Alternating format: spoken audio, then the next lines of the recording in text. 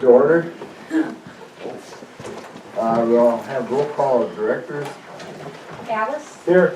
Barnes? Here. Lewis? Here. Foreman? Here. Kaiser? Here. Kramer? Here. Theo? Yep. Contract? Hello. Zebro? Here. Kaiser? Here. All present. Okay, item 3 is the pledge of allegiance. pledge allegiance to the flag of the United States of America and to the republic for which it stands, one nation, under God, indivisible, with liberty and justice for all. Okay, we're going to have a little movement in the agenda. We're going to bring Laura Kaiser right up after the public forum. She claims that, like all of us, have a lot of homework. Okay. All right. The public forum, Motion to approve as amended. Seconded. the approval of the agenda has been so moved. All in favor? Aye. Opposed? Motion carried. Who was the second? Item 5, approval of minutes of the regular Board of Education meeting, March 21st, 2017. I'll make the motion to approve. A second. We have a motion on the floor by Diane Gorman and a second by Caroline Kramer. Any further discussion? All in favor? Aye. Opposed? One abstention. Two abstentions. 2 abstentions, being Corey Tomczyk and Kevin Peel. All in favor? Aye. Opposed? Motion carries. Public forum. The public forum provides the public with the opportunity to ask questions about or address issues including the school board meeting agenda, general operating rules. The public forum will be determined by the board president once the number of people wishing to speak is identified at the night of the meeting. Prior to addressing the board, please clearly state your name and address. I see no one raising their hands or offering. We'll move on. Laura, the floor is yours. Hi. Student Senate is traveling to Madison for state conference this weekend and completing their annual banner that we made. Also, they are sponsoring the annual Evening of Elegance event on April 29th. There will be great food, music, and door prizes. This year's prom is themed Vegas and will be held again at the Rothschild Pavilion. Come and see the Arts Club decorations and Grand March at 7. FFA members are competing their events at the State Career Development event on Friday, April 28th in Madison. The annual FFA banquet will be held on Sunday, May 7th in the Kresge Auditorium. Friday, May 12th is their annual river cleanup project near Beanzetti. DECA chose their 2017-2018 officer team. 3 projects are competing at DECA Nationals in Anaheim, California at the end of the month. FCCLA did well at state this past month and sponsored a Day with the Easter Bunny on April 8th for the community to attend. Students from Drawing and Painting 1, Plays 1, Individualized Art, and Arts Club are taking a field trip to the Minneapolis Institute of Art and Wiseman Art Museum on May 10th. Library Club is having an art contest this month. I have a couple sports updates. They were as of yesterday. Nothing was updated this morning. But varsity softball is 2-0 in conference. Varsity baseball is 4-0 in conference. Track had a home meet today. And girls soccer is 1-0 in conference. Thank you. Thank you, Laura. Now we're going to have a little recognition for our student board representative. So we'd like to take this Lauren? this opportunity, Lauren, to say thank you for your service this year. We appreciate you being here. We know that you have things to do like study and life and be a student at our high school, but we do appreciate the voice that you bring to the board, and so we have a little certificate for you in recognition and in thanks for your service. So thank you very much. We're gonna put this on social media. Sure. Oh, absolutely. Better than the one that was put up last Friday. We'll kind of show that, okay? So congratulations. Thank you.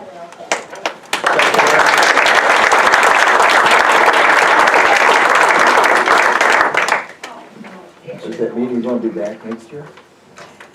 Sadly, no, but I will tell you more later, I'm sure. I will bring some cookies too. Uh, Thank you, Laura. Thank you. Okay, item 7. Discussion and possible decision, approval of the second reading of Neolai bylaws and 1,000, 9,000 Neolai policies. Hi, Steve, come on up and join our board. Greetings again. Been a little while, So do you want to share just some of the work we've been kind of going? Yeah, Let's see. I think what we said from the start, what we were going to try and do is when we were finished, by the time we were done, create a Mosinee policy book. We are gonna bring you some templates, some model policies. We are gonna look at the work that you have done already, and we're gonna incorporate those. And I think the work of Ann, of Brent, of Darlene, of Dick, and others who joined us, I think we did it fairly well. I'm sure there's questions, and part of this is fluid. You may have some things you say are okay now, but might want to change in the future. Or there might be some things tonight we say, listen, we have some questions, can we make a change? And then at least twice a year, I'm gonna come back and at least meet with Ann with updates, things that have happened either legislatively, court cases, recommend some changes from the attorneys from either Davis and Kiltha or the Strain, Patterson, Redding, Lewis, and Lacey. So, and that's the way I think you stay proactive, that we stay on top of this policy question. But it's been a good process, and I think when we reviewed some of the things today, felt good about the work we had done. And in fact, I'm not connected, but I went back and Okay, Jim.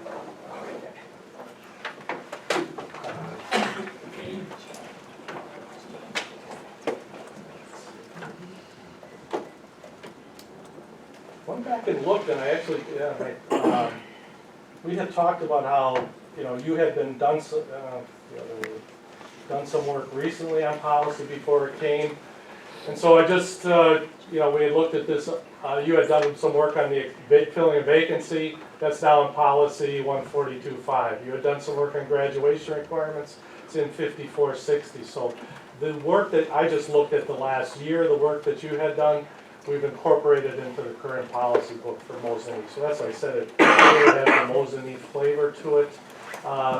There were other times we would look at a policy, and we saw this from 1988, and I would say, are you still doing that? And they would say, we haven't done that for 10 years. So those went by the wayside. I think Ann had a running document for you that she and I worked on. So at this point, I understand there's some questions, some things to look at, and so I guess I'm happy to.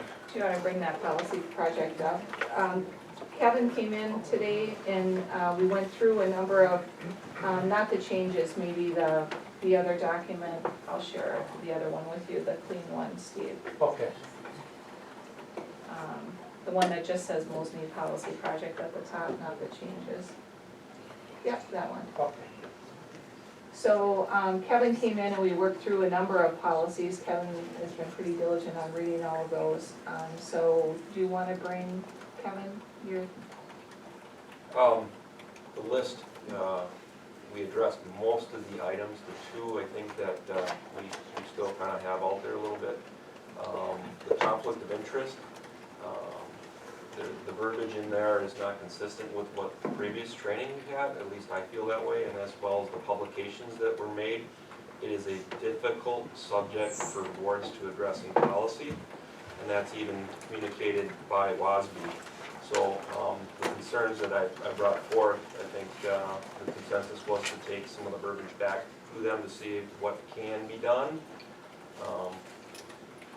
Specifically, Kevin had a question on, it wasn't 144.3, Kevin, it was. Personal interests or other interests Yeah. versus it needs to be a financial conflict of interest, indirect or direct. And actually, I think Corey, you're the one that brought that to the table when we had that training. Trying to remember. So either way. 11:30 is what Steve's Yeah, got. it's at this line right here where it says, See, conflict of interest is mentioned throughout in numerous documents, and they're not all consistent. That was part of the concern as well. Consistent in the documents from Nola? Some of the verbiage, But you're talking about just these documents, you're not talking other documents. no, just our policy. So, And one of the things we kind of talked about is that they're not necessarily linked to each other and yeah. kind of learning. So I guess as the end result, what we were gonna do is Steve was gonna, do you wanna share what you're gonna do, Steve? yeah, there was, I'm actually looking for where that specific language was. Other interests was what it was. Okay, Sorry. okay. Kevin, can you help me here, what, I guess, can you read or tell me what you think should be, The other interests should be removed to be consistent with the other policies. okay, Where the link is then a financial conflict of interest, a financial advantage if something is done incorrectly, a direct or indirect value. And that's what the article kind of shows on how other interests are subjective and may often be misinterpreted. So that's what I challenged a little bit. If we could take a second look at that, it would be good. And what I said I would do, these conflict of interest policies, Neola contracts with a major law firm to write those. This one actually out of Washington DC. After the federal language, they made some changes to the Education Department General Accountability Regulations. So what I said, I would go back to the attorney and say, here's the word, the two words there was a question on, and you provide me a little bit of explanation. I wasn't, the board can change it. I would want to be sure though that I had an explanation to say, there's a specific reason they put that in there. And I just want to get that explanation before we change anything. okay. And you said you have a, excuse me, a running tab of our deleted policies. Yeah, there's. So we could get a list of what we currently do not, I don't care what carried into another current policy, but I would like to know which ones were completely That was a deleted. part of the running document that you saw all the Okay. time. It So said, they're this in is there? what's not. But they're This is what completely is. gone. So if I go into that last one we just received, I'm able to go in and see which ones are completely out of there and no longer exist as a policy. This last one, so, will not, so Steve, are you up? Yeah. Scroll down to page 5. No, you're on changes, Steve. Can you go to the document that says Mosinee Policy Project? You're on changes requested. The document is changes requested up on top here. Can you go to just the Mosinee Policy Project? I think you have it in. Yeah, changes requested in the Mosinee policy project. No, just Mosinee Policy Project. Whoops, I just- That one, yeah.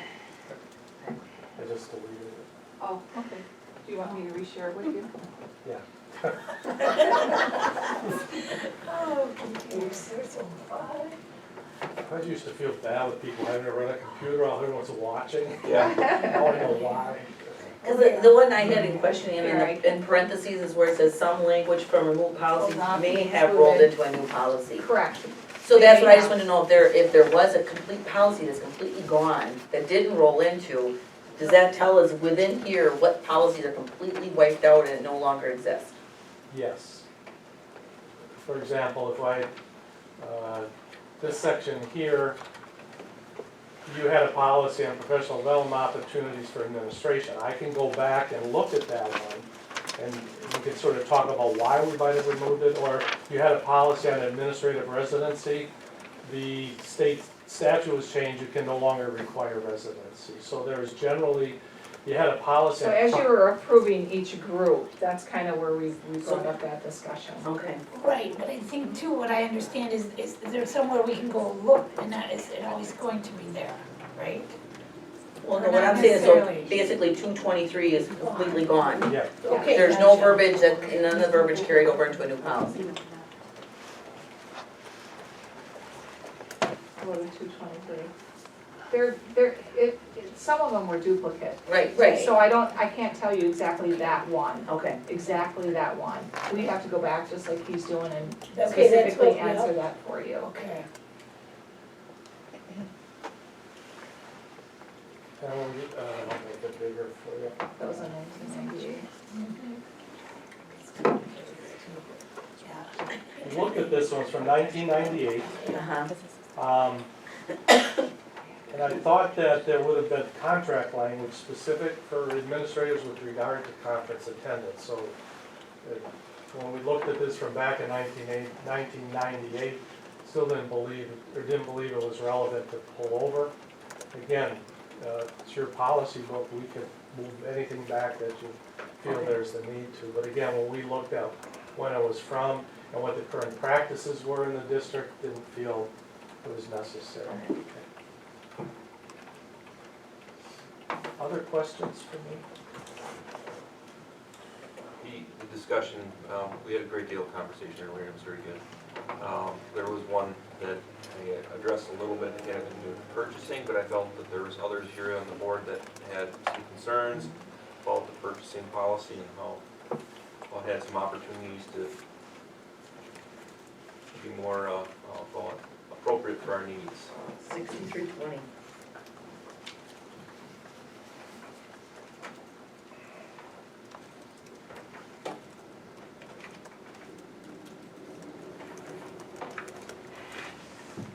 This is an example of a policy we brought over from the current Mosinee policy book. So this was your current policy on purchasing. And I actually thought it had been worked on somewhat recently as well. Yep, you just approved this a year ago. You just approved this language, I can look that. Right here.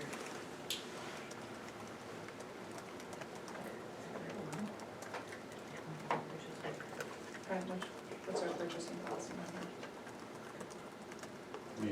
I don't honestly know off the top of my head.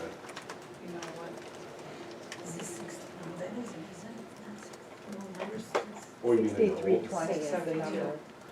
Oh, did we change it a little? Oh, we talked about that. I think they're in the sevens is the Yeah, financial. June 2014, that was approved. I think So in that's the our, sevens. that's our That was the one current, we questioned last. Am I right or not? I don't remember. yep, I got it, All right. 672. All right. So that's the policy that we've currently been operating under. Yeah, this was from June of 2014. And when we had the conversation, when we met, because it had been recently done, that would be an example of one we then brought over, and the purchasing policy was the one you approved in June of 2014. Okay, I think what came up as a question last time when Brent wasn't here was the part that says, the individual equipment or service contract exceeding 10,000 shall be based when possible, but the part of the policy I questioned was that when multiples of the same equipment item are purchased from an individual vendor on the same day and total more than 10,000, those items are approved by the superintendent and/or business manager and shall be included in the weekly board update. That part, it just seemed kind of odd to fit into that paragraph when we're saying, talk about 10,000, yet on the same day we could have a purchase order going to the same vendor that would total over 10,000. I'm looking for it on this one too. And I don't I see, understand that, so it's not being cheap the system. Right, so, and then we just update you, I update you in the board connection. And I can think of only Chromebooks, Chromebooks. that, Yeah. is that Sometimes, it? typically, the only thing we buy that. why wouldn't that be under one purchase order?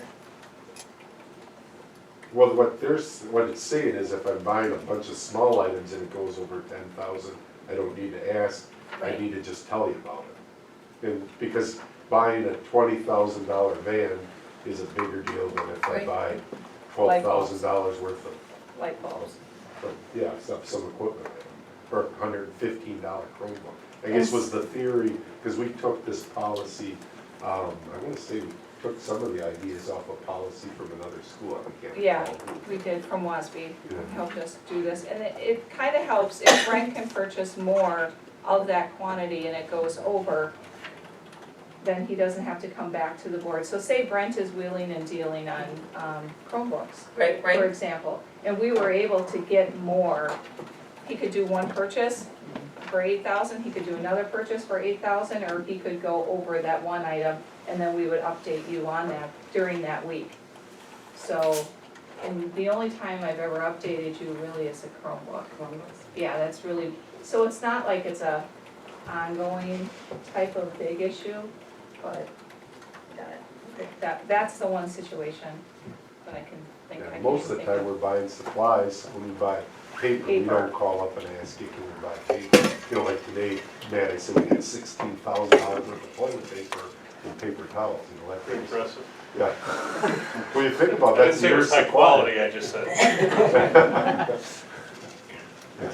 It is ignored, that's for sure. My only concern for that, and it's not that I don't trust anyone in the district, is to protect the staff, is there are municipalities with similar policies, and when a project was undertaken, and instead of going for the appropriate approvals because of the quantity of the entire project, it was the individual purchases that were split out and made that way, that then circumvented the policy that it became newsworthy. And I think that's the purpose in not allowing that to occur. See, I'm not gonna play games with you and sit there and. I know you're not. But you would be updated I would that never week do on the that either. situation. I mean, so a whole project won't get done, you would be updated that week on it, and I think that's what he has potential. Do you know what I mean? You'd be updated that week, so if you have a question about it. I mean, that's my concern with it, is at that point, we've already spent it, and it's done, and we get updated on it, and it's not an approval that the board's giving for it. That's my only concern, and it's not a deal breaker for me on this, but Yeah, it doesn't really matter, we've been operating under it.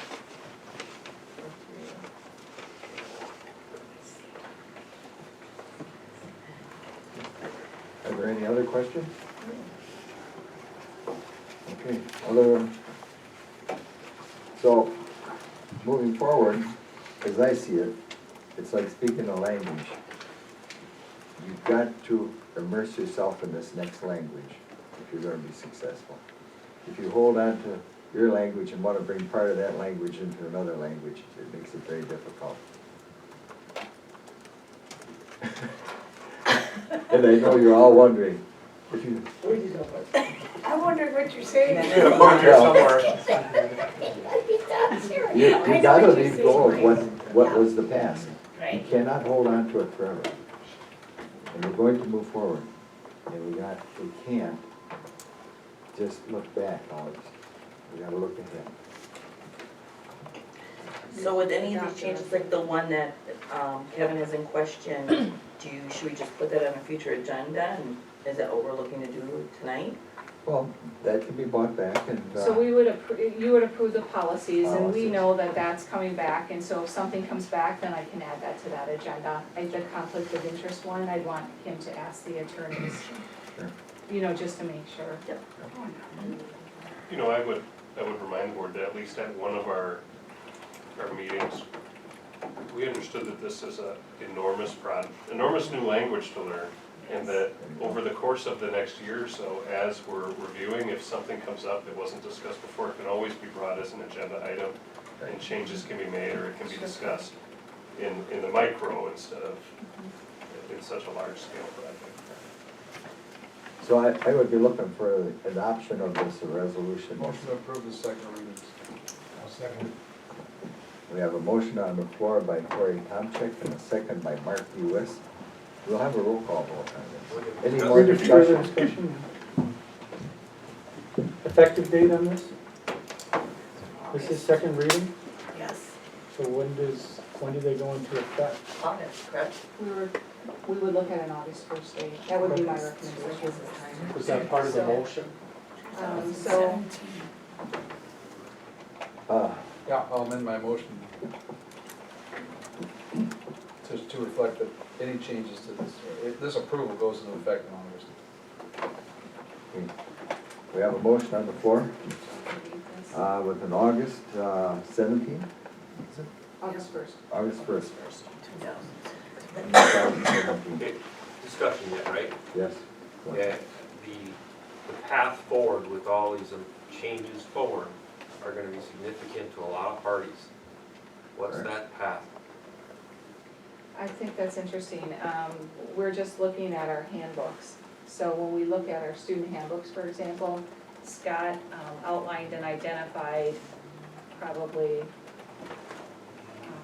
how many policies, Scott, maybe 20? Yeah, about that. About 20 policies Mhm. that directly will impact our student handbook. So we're gonna make sure that those 20 policies are gone through as part of our student handbook and what he does with students. Josh and his team are doing the same thing. As they're preparing their student handbook, it aligns to the policies. Josh will know that he's got those policies that he has to go through. Darlene and I will sit down and we'll go through our staff handbook and see very clearly what those policies are and work with our administrative team to prepare for, these are policies that affect your day-to-day work. Here's the overall scope of the policies. You know, this policy running document has been out to the staff at each one of these meetings. So some of the staff have asked me about it, but we'll have to clearly identify what are those 20, what are those, I would say, affects your day-to-day living. And for our staff, it's really what policies affect that handbook. And then we'll have to do training on that. So we're prepared for that to be going to Sure, effect with the because next our calendar school training year. is in August with our staff, so that's why we wanted it to be August 1st. Our administrative retreat begins that first week in August.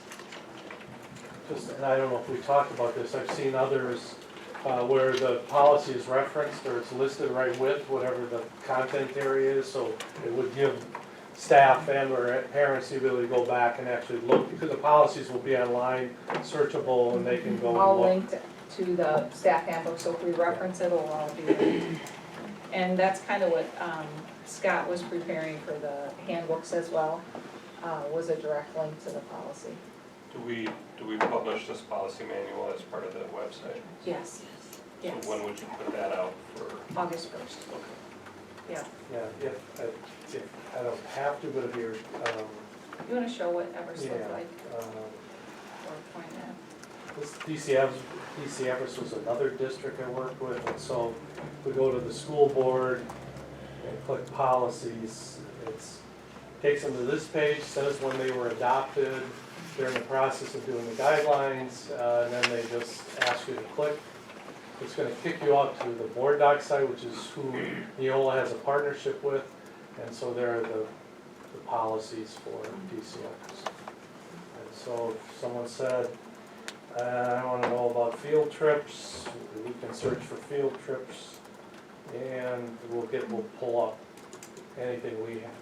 There's probably a So word it's a field pretty in good there somewhere. searchable document that will be available, and we are overhauling our website.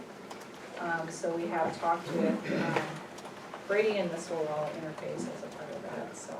Bullying was another, there's actually there's a bullying day at the end of, not a bullying day, a bullying prevention week towards the end of It's like Constitution-free Tuesdays. Okay. Are there any other questions? Mark, would you go along with Corey's motion of August 1st? Okay, thank you. There are no other questions. All in favor? Aye. Opposed? Motion carries. I have a question related to this. So we're gonna, every month we're gonna be tackling more, right? And every month we're gonna be tackling more or no? No, you're done. You're done. We can. We can bring whatever we want. You got a box for it, right? You're good. You're We don't done. have to tackle it, bits and pieces where you want. See something else. Okay, moving on. Item 8, special presentation overview of energy efficiency. Steve, thank you. This is a good process. Appreciate you getting together with us this morning, everybody. Yeah, thank you. I'm sorry, Steve. Revenue limit exemption. Welcome. Sorry, shock. Welcome. Okay. So, I don't want to pronounce Megan, right? Megan, very good. Okay. Megan, the local energy program manager from Wisconsin Office of Energy, is here tonight with us to talk about the revenue limit exemption for energy efficiency. So as you recall, each year at our July budget presentation, we undertake a project using this exemption. They've been smaller projects for us. Let's see if we can get this. They've been smaller projects for us. And Megan is just gonna come tonight just to kind of explain to us how she can help us use this exemption to complete some of our larger maintenance projects. And you do this for a living, right? Right, Yeah. Yes. Awesome. Okay, so, thank you for coming. thank you for having me. Yeah, It's the NETAP overview, the PowerPoint right there. awesome. Yeah, well, thank you for that nice introduction. So I'm Megan Levy, I work for the Energy Office of the state. We're totally federally funded, so a little background on that. In the 1970s, during the oil, as a response to the oil crisis, the Department of Energy funded energy offices across all 50 states and 6 territories. Because it felt like it was important to develop domestic sources of energy and to concentrate on energy, because it's something that it's a cost you can control. And that folks don't always think about. We just like to plug things in and they work.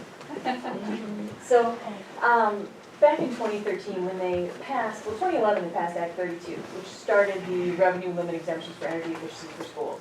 That's what you asked about, Carolyn. Right. Act yeah. 32. Act 32, correct, in 2011. And then it was clarified some in 2015, but it started almost immediately in 2011. I started to get calls from superintendents of schools, from business officials saying, what is this, how do we do this? What are the parameters? And most importantly, we got a call from DPI. And public instruction said, we know about the money aspect, but what do we do with the energy?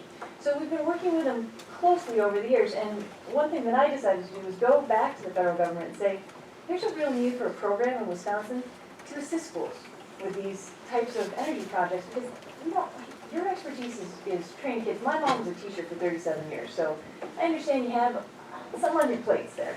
And energy is more what Brent does every day, but not what anyone else thinks about all the time. So I was funded for a competitive grant from the Department of Energy to provide technical assistance around the state.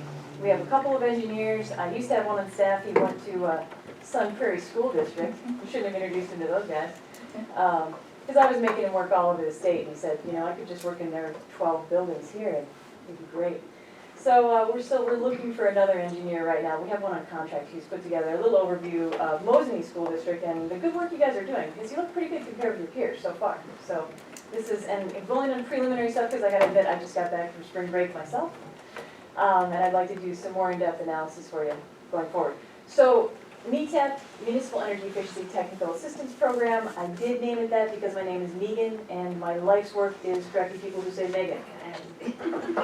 Yeah, it's, and I will answer to pretty much anything as long as I'm not late for dinner. So, you all know with Act 32, you need to use an energy services company.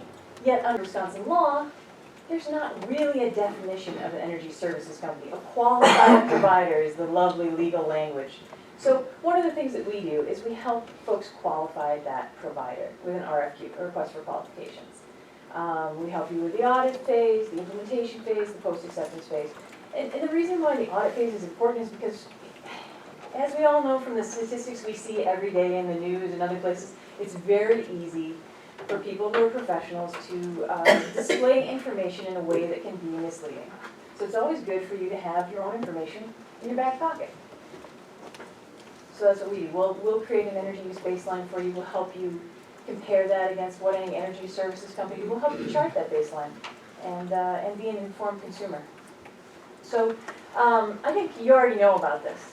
The revenue limit for energy conservation purposes really leans on state statute 66.0133, the Energy Savings Performance Contracting Statute, which again says you must use a qualified provider, and that also allows you to do maintenance and other aspects of performance contracting which are really helpful for schools. In the state program, which is what I started studying before I came to work with municipalities, they're not allowed to do any maintenance, and it's a really long process, because every single measure has to have energy savings associated with it. For a school or a municipal project, you could throw in something that has less energy savings, but is a deferred maintenance item that needs to get done.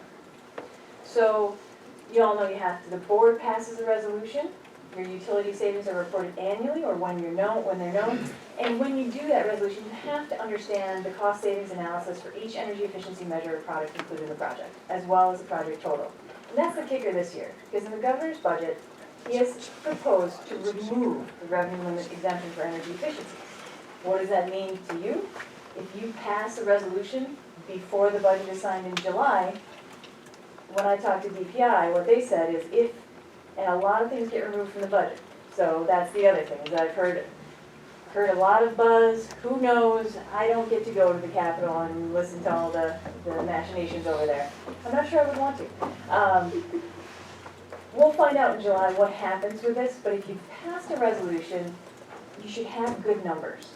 And you should be able to stand behind that project, make sure that it's the best project, and you know that the savings are good, and you know that the costs are good, because DPI anticipates allowing projects to go forward, they just will not allow any modifications to the resolution, which in the past they had. They had said, oh, did you want to true up that savings number? Did you want to change that levy number before October 1? In this case, if the budget's signed and they remove the revenue limit exemption, you will do the project you said you'll do. So, this is all very simple stuff, you guys already know this. And what you do levy for, if it is a one-year project, by the following June 30th, so in your case that would be 2018, any unspent levy will be a negative adjustment on the following year's revenue limit calculation. That's why it's very important to get the numbers right. So there are two types of revenue limit exemption projects, a one-time and a recurring. So it sounds like you've been doing the one-time, that's just been levied for and paid off, and you're considering doing recurring. In that case, we would hope that the revenue limit exemption does not get removed from the budget, because that's something that DPI is not quite sure how they'll deal with. If we have a recurring levy, again, the numbers better be good, because that will impact you negatively if they're not right. So what do? What I kept seeing was, most contractors are very well-meaning, they're good at their jobs, they stand behind their work, but we sure do have a lot of salesmen, and we have a lot of folks who work on commission, and they go and they sell hard to schools who don't always have a board full of people who are in the energy business. Sometimes you have one or two people. We have a lot of engineers in Wisconsin, we have a lot of great universities churning them out, and a lot of them are selling us stuff, and we just like to give you a second opinion and some analysis. So we have a list of vendors who we've worked with, we're keeping track of everyone we're working with across all of the entire state. We do not charge a fee, because we're the state government, we work for you. And we also have worked with the K-12 Energy Education Project and Green and Healthy Schools where we can. I had hoped when starting this in 2013 that we could have more student involvement. That's a harder nut to crack than you'd think. But at least we're getting good energy projects done across the state, so we'll go with that. We have resources and planning assistance. We were moved to the Public Service Commission in 2015, so Focus on Energy is now run out of my office, which is great because they have money. And I love to talk to people about getting their money back. All of us pay 1.2% of our utility bill to the Focus on Energy Fund, and when you do energy projects, you can get it back, and you get to upgrade your infrastructure and energy savings. So never forget about your Focus on Energy program. We're still waiting to see if the new administration will extend 179D, which I'm not sure if you've taken advantage of in previous projects. It allows contractors to give you a lower price, and they take the 30% energy efficiency tax credit. Some folks don't want to do the paperwork. Some contractors don't want to take paperwork. It's too bad. It was a nice little way to get 30% off.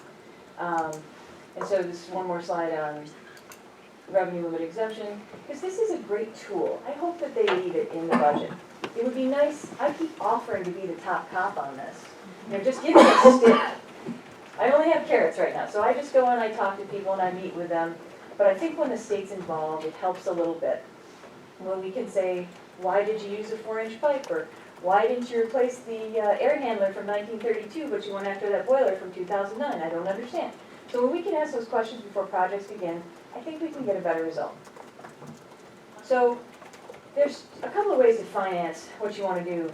I hope everyone's familiar with the Board of Commissioners of Public Lands. It was the first thing that and the only thing that the first meeting of the Wisconsin Constitutional Congress could agree on. That meeting became a melee before long, but they all agreed we should sell federal lands and create a trust for schools and universities in our state.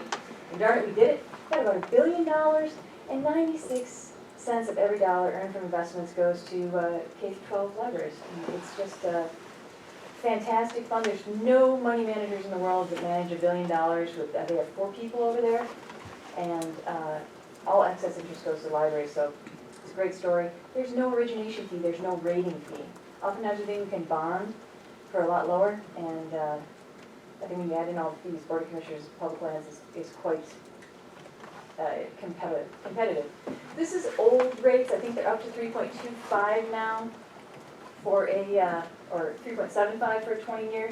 It's still something to look at if you are considering doing a longer term project. They have never had a loan go bad because they can intercept your state aid. So what do we really do in no uncertain terms? We have templates for your request for a project or request for qualifications. We'll help you evaluate your responses you get, and we do have experience with this. We've created a utility baseline for you. I think you've already been tracking that pretty nicely. Again, we have that hook into focus. We know who your advisor is. We can have, let's see, who is it? It's Adam. Okay, Adam, yeah, I think you know him well probably.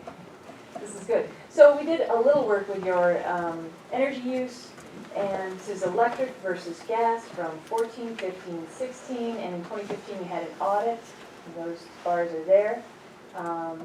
The elementary school electric use is the one that stands out, I think, as we look at the overall. This is kind of a lot of information to take in on a PowerPoint slide, and the next one's worse, I believe. Yep. So I don't want to get too wonky because that's what I do, I'm an energy wonk, but one of the ways we look to trim costs and energy these days, because all of the major utilities have gone for a fixed rate increase, so there's 2 parts of your rate. There's a fixed customer charge that everybody pays based on your class, and then a variable rate for energy, and then there's demand. So demand is based on the most energy that you use during the peak times of the day, and you get charged that. So this is your demand data, and that's something that we take a pretty close look at, and that's a place where even in schools that are being run quite efficiently, hats off to Brent for doing a great job. Steve. You know, hats off to the folks who are running these buildings because they're doing a good job. There might be some ways, now schools, we operate during peak times. So you don't really want to turn off the air handling in the elementary school because kids are going to fall asleep. Also, it's against code. So again, we like to make fun graphs. That's demand, little 3D there. Shows you a lot of information in pretty colors. But this is the kind of analysis. We've got an energy engineer. He's a former utility guy. He loves to put this type of thing together. And once we get all the operational data and we're to go in deeply on the project you want to do, I think we'd be able to understand and challenge anyone's assumptions if they said you could save, $50,000. We say, well, wait a minute, we're only spending this. So let's not say we can save more money than we can because that undermines the whole process. Let's be realistic and truthful, and then we can get a good number and get it paid back.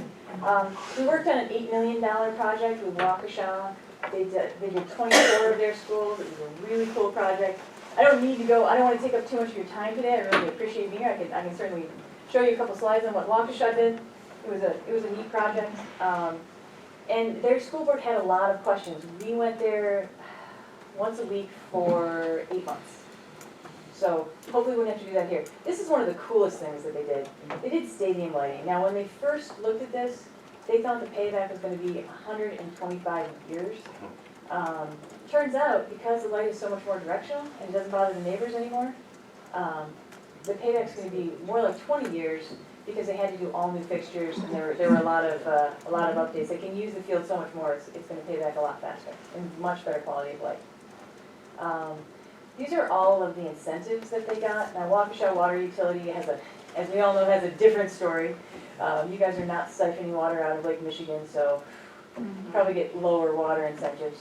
But what they anticipated for incentives with the ESCO ended up being more, so they could, we had a list of side projects in our back pocket. So every time the incentive money came back, since we didn't want to go and change the resolution, we were able to just throw in another little project. Oh, let's do this building automation system, let's do this. You know, so that was a cool thing, and when you do a project of scale, that's something that is possible. And they did a very cool natatorium. Do you guys have a pool in the high school? Yes. I thought so, the energy use is pretty high. Pools are just the energy manager's nightmare. And replacing those light bulbs is a hassle, because you break one in the pool, you gotta drain the whole thing. There's a lot of embedded energy in the water. And this is one fight that we won with DPI. They wanted to remove all water-saving measures from being eligible for a revenue limit exemption. That's scary, because water and energy, they're really, really closely tied. You have to pump every piece of water. So we were able to win that fight. This is their South Natatorium is an amazing world-class lighting job now to get people touring it just to see the lights. And a lot of it is about the maintenance. Here's a real operational and maintenance saving, because you got a light bulb that's going to be good for 25 years with the amount of hours they're going to run it. That means no one has to drain that pool, get on the ladder, do those kind of things. And building automation systems. I'm going to assume that you guys have some building automation systems. Yes, we do, yep. Yeah, so this is one of my big sort of pet things to tout. You need to monitor, you need to measure, and if you can do that on an hour-by-hour or basis, that's huge, and you can run your buildings much, much more efficiently. So that's all I have for you today. I'd love to take any questions. So maybe we should tell them what we've done, like what have we done, Brent? What have we given Megan, and what have we talked to Megan about, what projects or? Basically what we gave him is Steve and I, or actually Steve, the architect, and Steve Kaiser, they'd done up a sheet about the HVAC, the plumbing, and the electrical work. We sent her some information on that. We don't have actual engineering done on those projects, but we have ideas of things that the two Steves have come up with.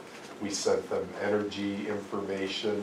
We sent them information that the architect, breaking down the different project areas that the architect had. Remember the budget sheet we had for the Yes, referendum? the budget sheet. It broke down every single part of every project. That's the spreadsheet that he shared with Right. Megan. And I haven't had time to do much with that. I noticed just in scanning that sheet, there's a few things that wouldn't qualify under the revenue Right. limit exemption, some added space, it seemed Right, like. added space will not. Right, you can't add square footage. But as long as you can get energy savings out of the measure, and you sort of break it down measure by measure, and that, you know, it was an architect sheet, so it wasn't like an energy engineer sheet where they say I have an estimate of energy savings, but that's not too hard to do. You know, typically I'd like to do a walkthrough, I'd like to do kind of an energy audit to look at those measures that were recommended, and then be able to say, here's what we estimate the energy you could save, you know. And you really don't get the good numbers until you go out for bid, and get costs. So we just want to understand, what projects do we have? And Carolyn asked this, gosh, I think 6 months to a year ago, said, why, instead of, when we were thinking of going out to referendum, why don't we go this route first instead? But we chose not to. We chose not to. But I know that you continually brought it back up. She would read about different schools doing this energy project, and Carolyn would send me an email and say, why aren't we going after those energy efficiency dollars? Why aren't we using just your financial grade, right? So that's our suggestion, and we just wanted to update the board on that we'd like to do that. Take some of those projects, understand what the scope of the project is, and have Megan tell us, hey, Ann, this is a really good project, you should bring this forward to the board. This is one that would qualify. Yeah, and we can certainly do that for you, that's not a problem, especially with hopefully the help of the architects, because I saw there were some estimated costs in there, which is great. We don't have, we bid projects, we help folks bid projects across the state, but they're different in every area. So I think that's the only thing I'd like to understand is kind of the timeline, which you'd like to do it. Would you like to get it done this summer? Well, we'd like to get it in your hands, just because I think that we're all concerned about if we don't bring something, that it might go away, depending upon that July budget, but I guess we'll see. You know, I can't even say that because I don't know what the cost would be, I don't know what project would qualify. So I think it's hard to even say right now. Because Megan, don't we need, the process would be is you prepare, help us with a request for proposal, then we get hire a contractor, the board would approve, and then they would bring in engineers to help us determine what we could do through the revenue. Correct. But I think before you go out for, well, right, because you wanna make sure you've selected a contractor, you have good costs and an idea of what you can spend before you go for resolution.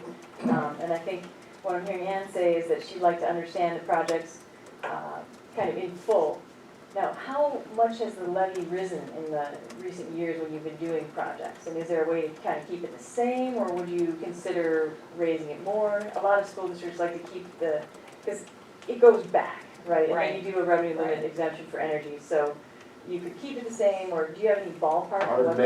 Our tax impact is negligible, and I don't think it's material to the discussion probably. Because this one that I sent you, the project that I showed you guys tonight with the LED lights that Steve proposed, that one was $151,000. You're probably talking Yeah, so 14 we've never cents done on the mill anything that rate. has impacted our levy, we've never Of done any that, so. significance, it impacts it, but it doesn't, Right. isn't something somebody's gonna go, wow, this is cost me $100 on my house. It's small projects, because they're 1 year ones, they're not, $8 million paid for over 20 years. Yeah, well, then I would say, I'd just like to sit down, with Steve, because he's the guy who knows the facilities the best, and make sure we've got his wish list kind of covered and can understand what that would look like. And then, let's get a request for proposals out and see what folks would come back with, so that you can always walk away from that. You're not signed up for anything. They'll walk through the school, they'll do some engineering, they'll give you a lot of boilerplate, but you'll get a little something, and we can compare it against the baseline analysis that we've done. But I think that's the next step, is to get together with Steve and get that package of projects really narrowed down to the ones that just have the energy component, and then see what's there and what's left over that you still want to do as a school district, and then you can make those decisions. Is there a level of return required on that money? There's not. Because when I look at, Kokana is a good example. Kokana comes to mind, borrow $45.5 million over a 20-year period for a $7.7 million return. 17% return. A business probably wouldn't borrow for a 17% return. You're looking for something 100% return plus. So I'm doing the math in my head and I'm thinking, it's interesting. And I'm curious to know, how much could we look to borrow? And we don't know that yet, I understand, but that's ultimately what we want to find out. Based on the projects within the scope of our last referendum, how much of that could we accomplish through this borrowing? And again, I think we just have to narrow it down to those projects that have any kind of energy component. There is no required rate of return, because this is really a way to invest in infrastructure in your schools. And that's what Kokana It is just doing. can't include new square footage. Cannot include new square footage, can't do security cams, can't do, some But people when you look at what our needs are Well, I think- with the HVAC needs, a lot of it is, we do have some severe needs that. Correct. And 40% of all energy use is in buildings, and it's wasted, So HVAC is a great example. It's very hard. You have to run constant air volumes you can vary it some, but you've got to keep your air flowing so kids can get oxygen. business. Exactly. requires that. But wouldn't security come into play? You think about the amount of doors that open and close on a school, and how inefficient all the opening and closing doors are. So I would almost think you could write that in somehow. Folks have gotten very creative with this thing. There may be a way that you could justify airflow or fans. Again, I kind of leave that to the energy service companies. And I'll poke holes in it if it doesn't smell right. If it smells too bad, I can't let it go to or I would question it and say, you can go ahead and, run that up the flagpole to DPI, but it's some of those projects I've seen where they try to say, Chromebooks the kids will charge them at home. Come on. It just doesn't fit. There's got to be a fund balance that can do that.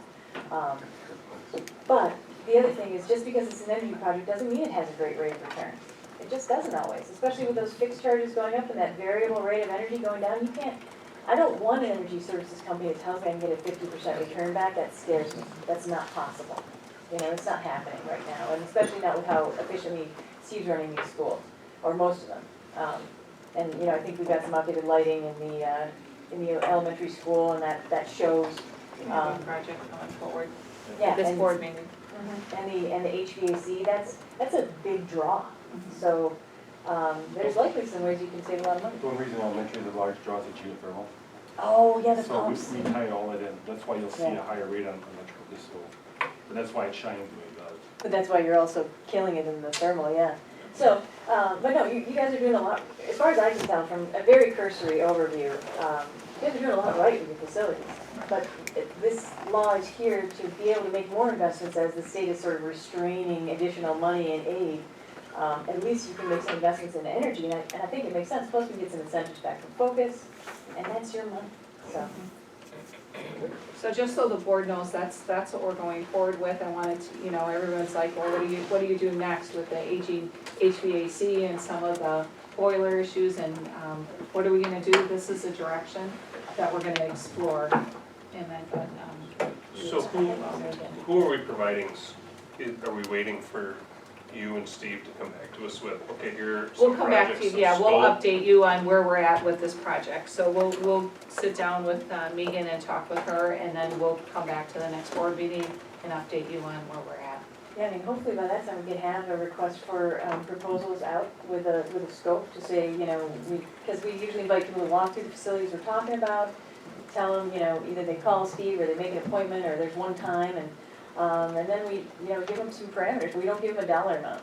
You just say, you tell us how much you think this is gonna cost and how much energy it's gonna save, and then we get an independent panel to evaluate those responses.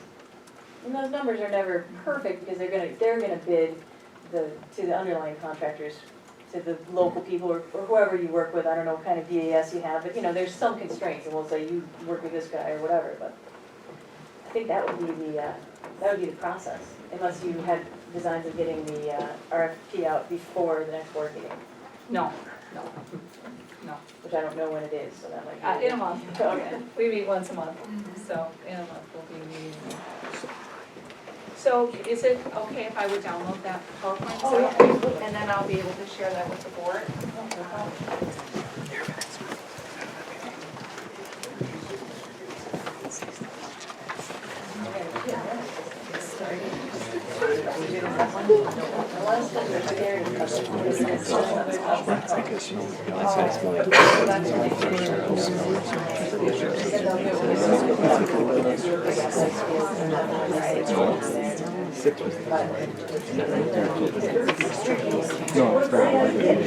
I mean,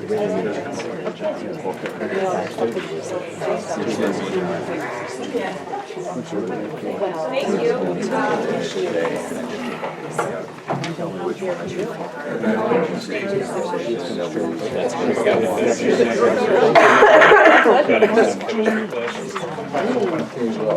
We'll move on to item 11, old business. Yeah, I'm not kidding, I can care Item less. 8, discussion of possible decision approval of contract with school perception for athletic survey.